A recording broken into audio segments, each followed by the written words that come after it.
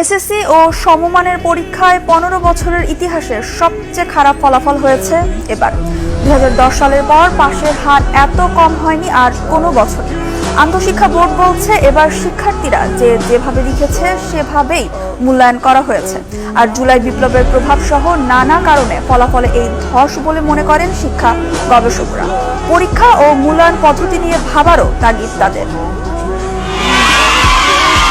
জুলাই গণ অভ্যুত্থানের পর এটি প্রথম এসএসসি ও সমমান পরীক্ষার ফল প্রকাশ, যাতে পাশ করেছে 68.45% শিক্ষার্থী।